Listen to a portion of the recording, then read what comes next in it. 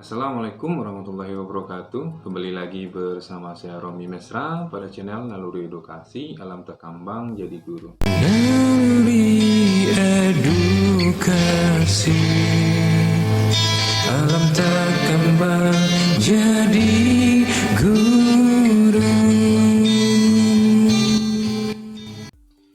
Nah, pada video kali ini saya ingin sedikit berbagi lagi ya.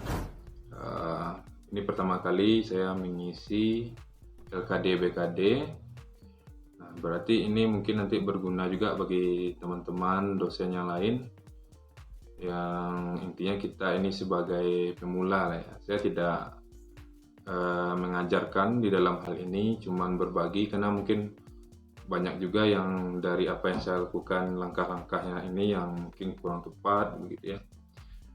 Nah, jadi dalam LKD BKD ini kalau saya itu untuk semester genap ya, 2020-2021. Yang pertama tentu kita butuh mempelajari acuannya ini ya. Ini acuan penilaian beban kerja dosen. Ini saya cuma download di internet ya, silahkan diketik di Google, teman-teman semua pasti bisa. Kalau bahkan ada yang sumber yang di kampus sendiri mungkin lebih bagus ya, atau minimal di Kopertis yang kampus kita ada di Kopertis tersebut. Nah, misalnya begini, saya juga awalnya tidak tahu ya cara menghitung SKS-nya itu ya. Ada yang 1,2, ada 0,8 gitu. Nah, misalnya dalam hal bidang pendidikan. Nah, bagaimana perhitungannya ya? Seperti ini. Ini bisa teman-teman pelajari sendiri. Bagaimana kemudian kita kan disuruh mengupload bukti ya. Di sini ada surat tugas. Jadi ketentuannya juga ada soal bukti-buktinya itu. Ini hampir sama dengan mengisi sister sebenarnya.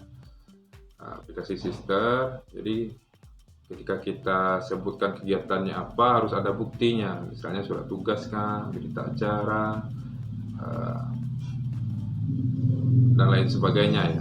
Jadi biasanya ada kolom-kolom yang ketiga ini adalah bukti ya. Yang ini ya, adalah bukti-bukti. Nah, silakan teman-teman pelajari. Oke, selanjutnya kita tentu harus memiliki aplikasi LKD-BKD ini ya. Nah, kalau yang saya lihat di aplikasi yang saya punya ini, dia filenya itu dalam format RAR begini, nanti kita ekstrak. Nah, kemudian muncul dua file. Yang butuh kita buka cuma ini, yang file, yang aplikasi ini ya, application.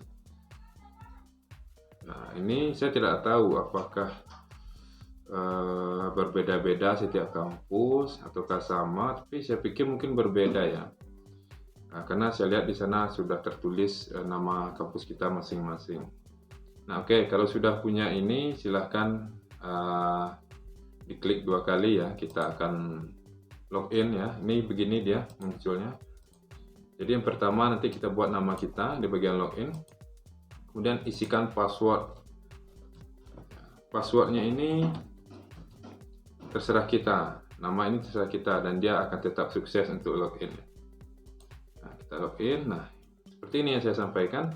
Ini sudah ada logo kampusnya. Kebetulan saya dari Universitas Negeri Manado. Di sini ada 10 menu ya. Ada identitas, kinerja bidang pendidikan, penelitian, pengabdian masyarakat. Ya, ini yang Tridharma ya. Kemudian ada penunjang, kewajiban khusus. Kemudian ada cetaknya. Kemudian kita bisa lihat kesimpulan dari isian kita. Apakah sudah memenuhi syarat atau belum, nanti itu yang terakhir nanti ya. Sebenarnya penting juga di bagian setting ini ya. Nah, ini di bagian ubah data, ini yang di awal sebenarnya yang akan diisi ketika kita mau login itu ya. Kita isikan nanti universitas kita, universitas apa, apa jenisnya, apakah universitas, institut atau sekolah tinggi gitu ya. Nah, kemudian membuat nama perguruan tinggi kita, kemudian nama rektor, nama fakultas, nama dekan, nama jurusan, dan nama ketua jurusan. Nah, untuk nama ketua jurusan mungkin usahakan pakai gelar ya, karena setelah di print itu ya setelah di print dia akan muncul namanya di sini ya. Nah misalkan pakai gelar, karena nanti waktu kita minta tanda tangan tentu ketua prodi butuh yang ada gelar ya, karena kita di sana kan pakai gelar.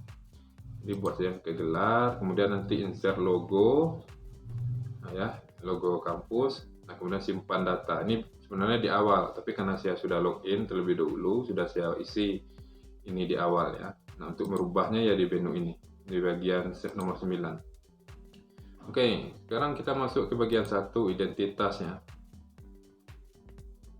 Nah ini kalau belum punya Serdos, nah tidak apa-apa, belum diisi. Kemudian NIP atau nomor kepegawaian, isi saja apa yang ada. Kalau ada NIP, isi NIP. Kalau sudah ada keduanya, silakan isikan keduanya. Kebetulan saya baru punya NIP, kepegawaian sedang diproses. NIDN, ya, nama, gelar depan kalau ada, gelar belakang, alamat kampus, jabatan fungsional kita, golongan. Nah, ini yang ada tanda-tanda panah, ini berarti ini membutuhkan upload bukti ya. Ya, filenya misalnya S1-nya di STK PGRI Sumatera Barat. Nah, apa buktinya? Ya, mungkin ijazah S1. Nah, ini isiannya ya. Sampai ke bawah, jenisnya dosen biasa. Ya, kalau profesor, isi profesor. Kemudian bidang ilmunya apa. Nah, ini untuk tahun akademik apa yang isian BKD kita. Kemudian upload foto. Dan juga diminta KTP. Oke, kalau sudah,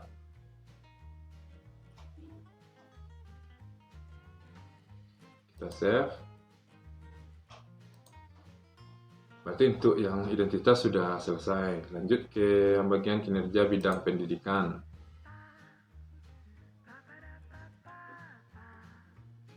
Nah, ini karena sudah terisi, maka tampilannya seperti ini. Kalau yang belum terisi itu, nah dia akan seperti ini ya, nomor 10 ini. Nah sebenarnya tampilan awal seperti ini, dia kosong semua. Kita harus isikan jenis kegiatannya apa. Nah itu bisa indikatornya yang tanda panah ini ya. Ada yang A, melaksanakan perkuliahan. Nah kalau dia melaksanakan perkuliahan, kalau ini semua bisa diisi ya. Kalau memang ada, kalau ada membimbing seminar isi. Nah cuma nanti ada batas SKS-nya ya, nanti akan perlihatkan. Saya contohkan dulu satu, misalnya jenis kegiatannya ini mata kuliah ya, kalau di bagian pengajaran yang A melaksanakan perkuliahan ini. Nah mata kuliahnya apa namanya, misalnya kemampuan dasar mengajar, bukti penugasannya apa ya, SK Dekan. Kemudian kita upload SK jadwal semester itu. Nah, kita upload SK jadwal semester di bagian bawah.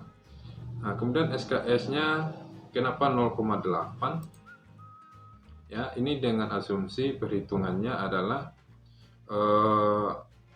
tim dosennya saya ada 2 orang ya, berarti SKS-nya 60% untuk yang dosen pengampu yang pertama, dan saya dapat 40% ya. Kalau dia 2 SKS berarti 40% dari 2 itu adalah 0,8 ya.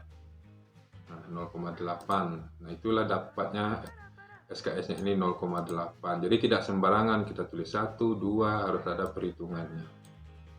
Nah, umumnya begitu semua ya, termasuk juga sebagai penulis artikel. Biasanya nama pertama itu 60% dari poin SKS-nya. Kalau poin SKS-nya 5 berarti 60% dikalikan 5. Itu perhitungannya. Kemudian masa penugasannya genap 2020. Bukti dokumennya apa? Nah, ini adalah nilai akhir semester. Saya upload nilai akhir semesternya, SKS-nya sama. Dan ini ada pilihannya, selesai, lanjutkan, gagal, lainnya, beban lebih.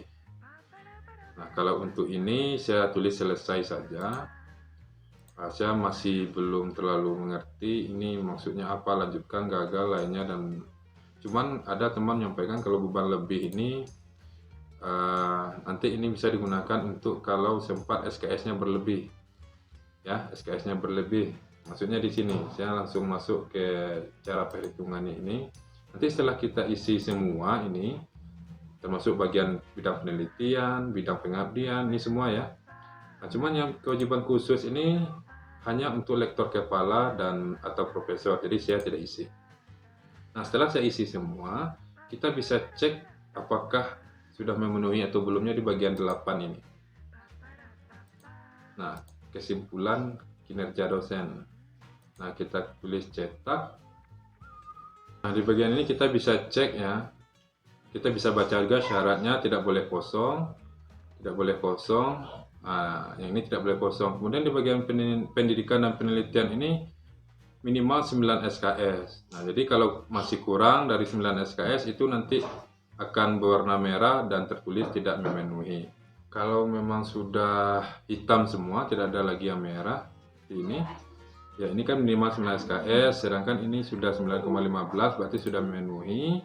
Ini minimal 3 SKS, sedangkan sudah 6,72 sudah memenuhi.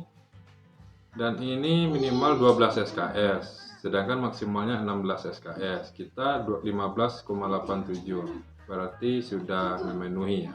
Intinya sudah memenuhi dan bisa di print lagi LKD BKD-nya.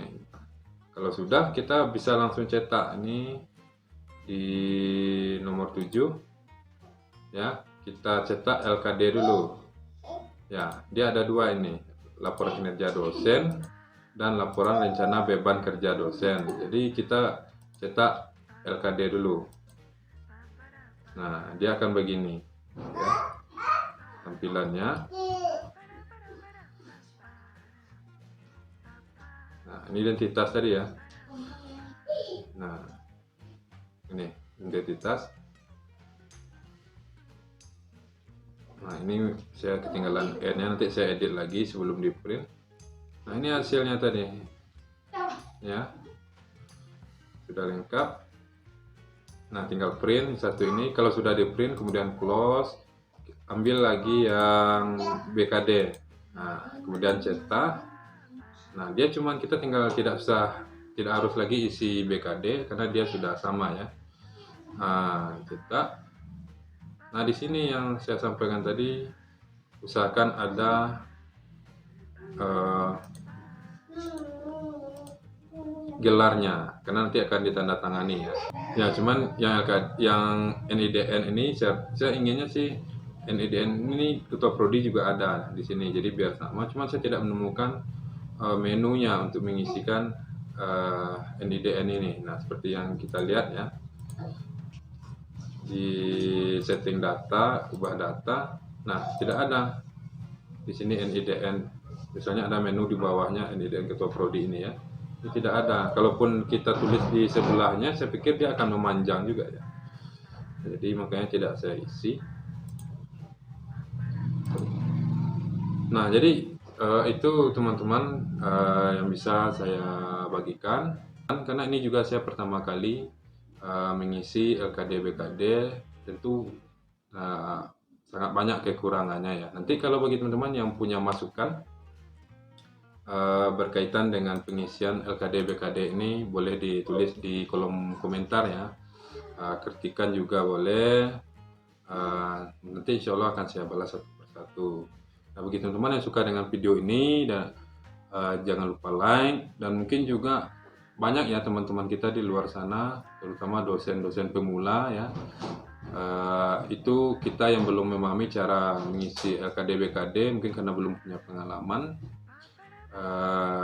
Mudah-mudahan ini bisa sedikit banyaknya membantu. Jadi share ke teman-teman yang lain yang membutuhkan ya informasi ini, dan terutama bantu support channel saya ini sehingga berkembang dan bisa saya lebih semangat lagi untuk membuat konten-konten edukasi lainnya dengan cara subscribe, karena subscribe itu gratis. Saya Romi Mesra pada channel Naluri Edukasi, Alam Takambang Jadi Guru. Assalamualaikum warahmatullahi wabarakatuh. Naluri Edukasi.